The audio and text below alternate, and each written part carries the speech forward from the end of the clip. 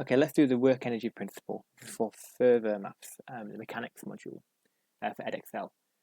And it is a tricky topic. Okay, I'm going to assume that we are okay with the basic formulae. Kinetic energy is a half mv squared. Change in gravitational potential energy is mg change in h.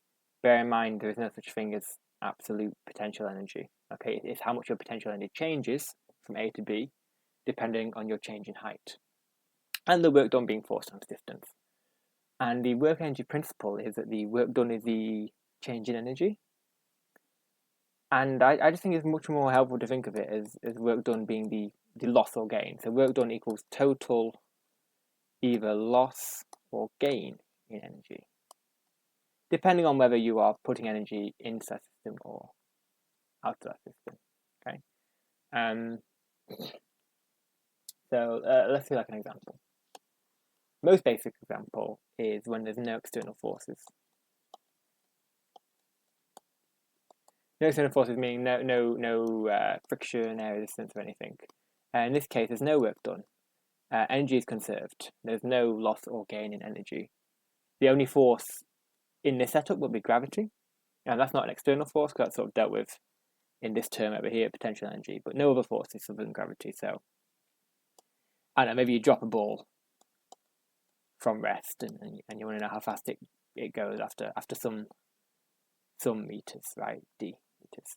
And yeah, just going to say because there's no work done, there's no loss or gain energy. So I can just say sort of how much kinetic energy I gain, which would be v squared minus 0 squared, is how much potential energy I've lost. And I like to keep my energy terms always positive. Never have any negative terms in any of my equations. We'll probably see a better example of this is the most basic. You can just set it up nice and straightforward like this, and just make sure both sides are positive and solve for whatever your unknown is, whether it's D or V. We'll do now the real difficulty is when you have external forces, when you have friction or resistance or a cyclist putting work in. Let's do one, we'll do it on a slope as well. Which doesn't, the only thing this adds is your height. You have to relate it to the distance travelled with sine theta. Right, that's D, and that's height. Then the height gained is d sine theta, where theta is the incline. Everything else, it may as well just be vertical, right? So let's do one where I start with a ball at the bottom, and I'm going to push it up with some initial velocity. I don't know, 10.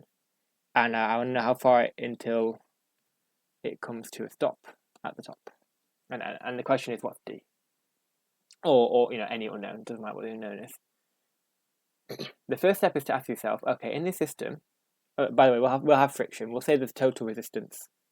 Let's say there's total resistance of 6 newtons. Or maybe it's mu mg cos theta, like in mechanics. Right? So the first question to ask is, am I losing energy in the system or am I gaining energy overall? And because there is friction, because there's resistance to motion, you're going to lose energy overall, right? So my work done will be my total loss in energy. Okay. The situation where you gain energy is if you're a cyclist pedaling along and you're putting that work in. I'm losing energy, right? So, well, we know that's force times distance.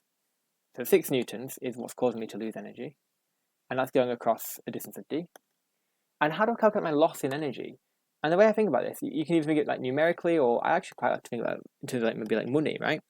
If you lost £100, but then you won back 40, right? Your loss would be, you'd be taken away, right? You'd do 100, but you take away 60, your total, sorry.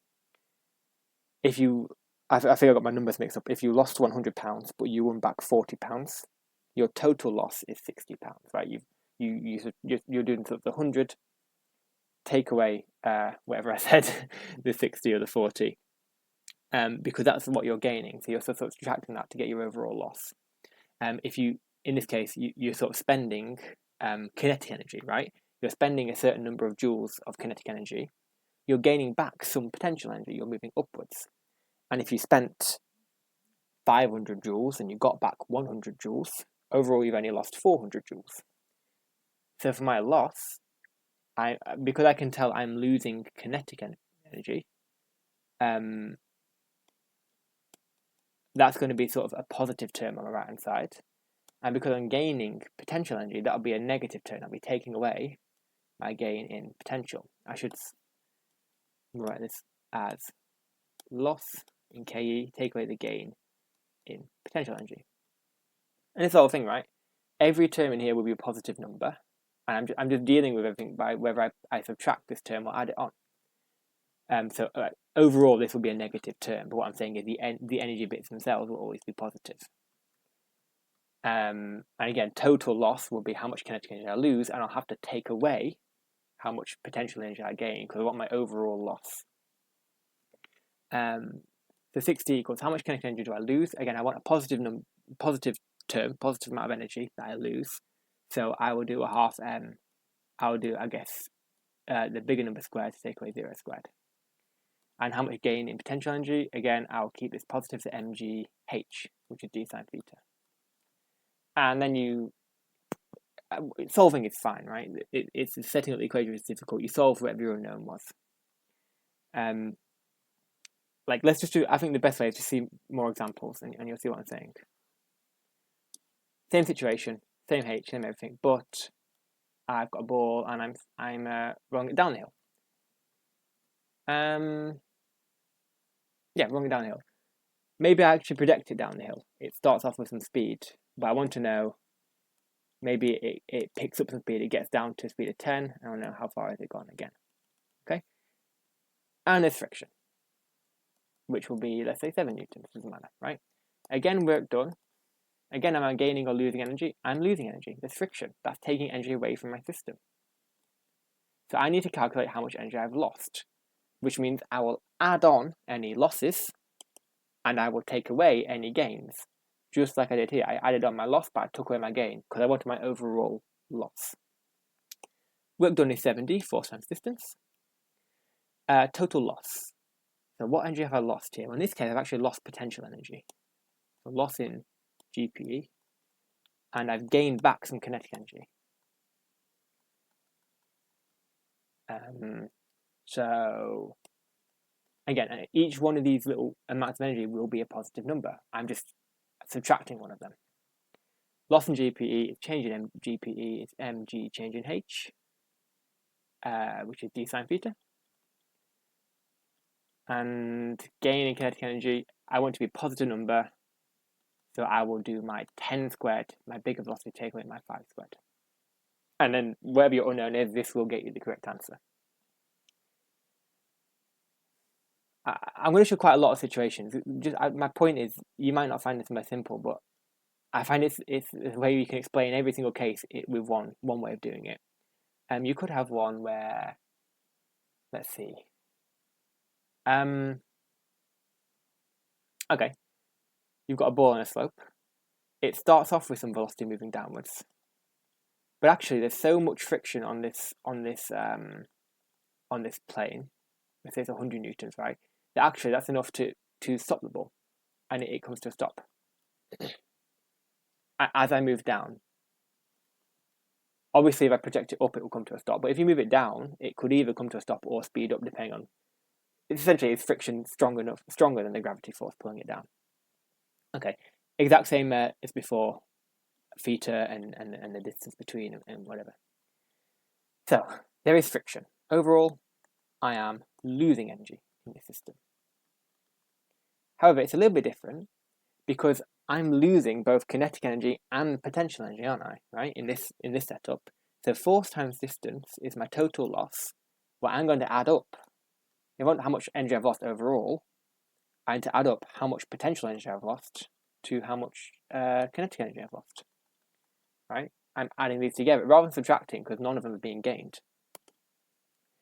Same now. Mg sine theta plus a half m. And let's make this positive because energy is positive for me. So I will do 5 squared, take away 0 squared. And that adds up to how much energy I've lost overall. So that must be how much work is done by friction. Right. Shall we look at when we gain some energy? I think this is all of those. We've seen ones where we're sort of doing a trade-off between KE and GP. We've seen one where we're actually just losing both of them. You could have a cyclist. I won't do like all the possible configurations, right? I don't know how to draw a bike at all, so that's a bike. Cycling up. Let's just do one, no friction for now. Just keep it nice and simple. So since there's no friction, I actually know I'm gaining energy. Right? The work done will be how much energy the system has gained overall. The driving force of the bike is what's giving me that energy. And the gain will be, well, in this case, I can see I'm definitely gaining potential energy, right? So gaining potential energy. And then it kind of depends, right? If I know I'm slowing down, right? If I knew I was going from a faster velocity to a slower velocity, I am losing kinetic. So if I want my overall gain, I have to take away my loss. On the other hand, right, if I knew I was actually, I'll do it in blue, if I knew I was actually speeding up, then I'm also gaining kinetic. So I actually add that on. If I want my overall gain, I have to add up the two individual gains. In both cases, it would actually be plus v squared minus u squared, right? This blue one would be half m 15 squared minus 10 squared. And the red one would have been minus a half m 10 squared minus 5 squared. They both actually, they're both the final minus the initial, right? If you expand the minus sign. But the way I think about it here, I think it's just keeps it nice and clear. And you could have a situation where, if I just write it out again in black, maybe you don't know. Maybe the final velocity is an unknown. You don't know whether it's a gain or a loss. That's going to be a little bit tricky.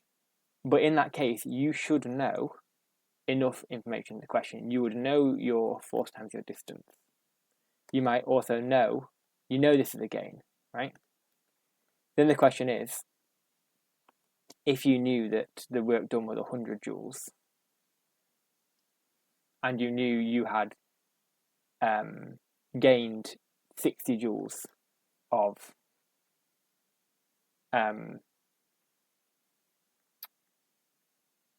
potential energy, then since you know as well, right, this was a gain because it's work done by the bike, it's putting energy in the system, and you've only gained 60 of potential, it must have been a 40 joule gain in kinetic. It's kind of like balancing the books, right? If you've gained 100 overall and you've only gained 60 here, you've gained kinetic energy, you've sped up, you will do v squared minus u squared, and that'll be 40 joules. Whereas if you calculated everything and you found out that you put 100 joules in the system, right, there was enough information in the question to calculate that, but your gain in potential equated to 150 joules, this doesn't balance unless you've lost 50 joules of kinetic, right? So you minus your 50 joule, so this should be in blue to be consistent. You would minus your 50 joule loss in kinetic energy, and so that would be a half m u squared minus v squared, but with a minus sign, because u would be bigger than v because I've lost energy. So minus a half m u squared minus v squared. This would be plus a half m v squared minus v squared. Again, like actually the same when you expand it out with v and u, but this way all the terms are positive, and it keeps you from getting confused with negative energy and everything. And you can have ones as well where you're cycling and there's friction, and the same exact principles will apply. But that's enough, I think, just talking overall. I've got 2 exam questions, and you can see how this way of thinking about it would work. So here's one with an inclined ramp, and it's rough. So I think I'll cut off part B and C because they were like, refinement to the model and all that stuff, which this is not the purpose of the video. With our discussion we've just had, this should be pretty straightforward. I'm starting from the bottom, and I'm projected with speed 8, and I want to know where it comes to rest. So I know it comes to rest where it's 14 meters apart. So I know v is 0. It wants to know, the value of mu, right? So I'm going to have to use the fact that the resistive force, just from mechanics. F equals mu times the reaction force, which is mu times mg cos alpha. If you're not sure on that, you just need to look at resolving forces on the slope. I'll put maybe a card onto a video where I've done that before. But resolving force on the slope, this is mu times the reaction force, which would be your friction. And so yeah, let's get into it. We have an overall loss in energy because there's friction. I'm not putting any work in. It's a parcel, right? It's not putting any effort. So the work done will be the total loss, which means if I want my total loss, I need to add up my loss and take away my gains. Work done is force, mu mg cos alpha times by the distance, 14. I need to add up my losses, so I've lost kinetic, half m v squared, well, a squared minus 0 squared. I need to take away any gains, because I want my overall loss, so any gains need to be subtracted. I've gained mgh, where h is d sine theta. I need to just put in what I know, and yeah, if sine alpha is 1 over 7, you should know how to get cos alpha, hopefully. If not, little triangle. 1, 7 here for sine. I get this as square root, this down here is square root 48 by Pythagoras. Only do this in mechanics, by the way. Don't do this in pure, because you can have obtuse angles and all that. But mechanics is absolutely fine. Root 48 over 7. So mu mg cos alpha times by root 48 over 7 is half times by 5, that would be 64, minus 5g times by 14, and sine alpha is 1 over 7. I'm going to tidy it up a little bit. In my calculator, 5g, which is 9.8 according to the question, times root 48 over 7. This is apparently, I'll store it as my answer. That number, store that as x, equals, again, 64 times 5 times a half, minus 5 times 9.8 times 14 over 7.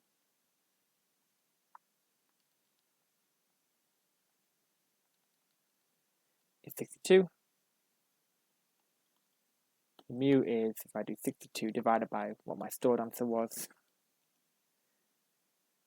0.09. 1. I'll just double check out the video. That's right. It seems a little bit small. I'll put a note on if it is wrong. But if it is wrong, it's just an error somewhere in my calculator. The main marks here is for getting your equations correct. But if you don't see anything, then I've got it correct. Next one. What's different here? Projected down.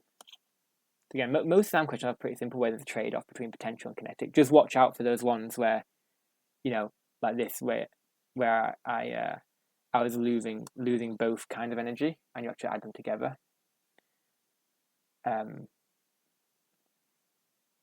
Right, if you're projected and something brings you to a stop as you go down a hill, it could even be like if there's a cushion at the bottom and you've dropped a bowling ball onto it, right? You've lost kinetic energy because you've been stopped by the cushion, and you've lost potential. So you again be adding together your losses.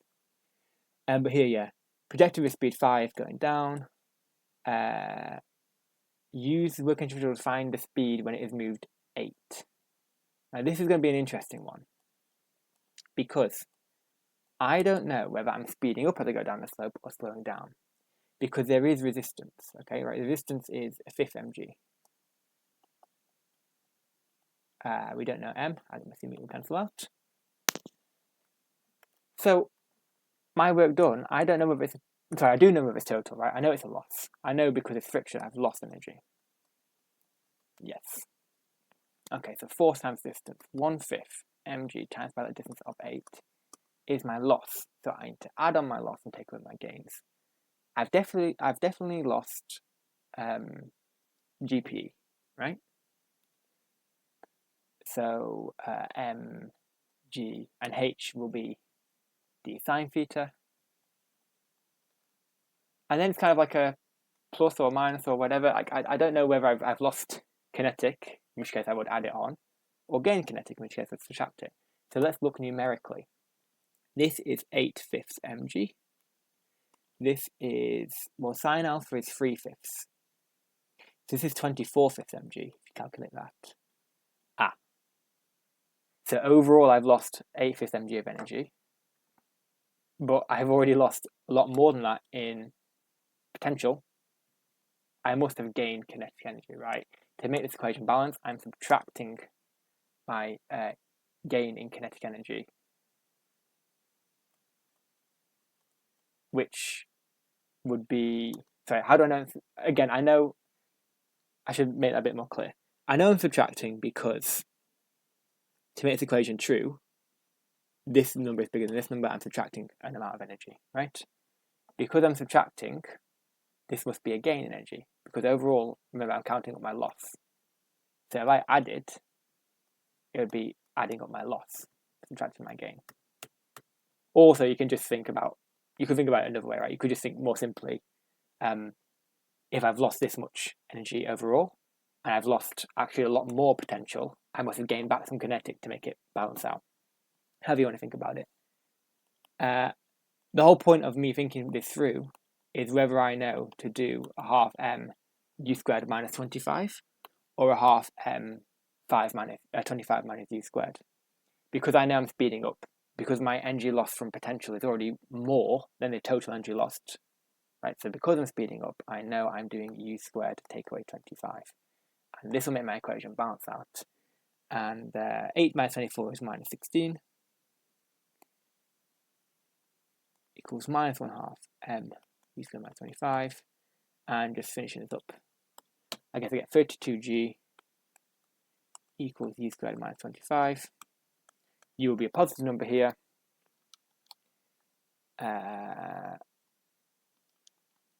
Divide square root of that. I make it to be 18.4. Which is quite a big number. Again, I will just check that I've got it right. And if you don't see any notes on the screen or anything, then that's correct, and I've not made any sort of calculation errors. So yeah, let me know if this is like at all helpful, or if there's any questions about it. I feel this way of laying it out makes a lot of sense to me, especially when you're given the more complicated situations when you don't know whether you're speeding up or slowing down, or whether you're losing both kinds of energy, or whatever. And I know when you just have a slope going up or down, it can be a lot of times maybe more simple, but this way sort of seems to always work. All right, so thank you. Bye.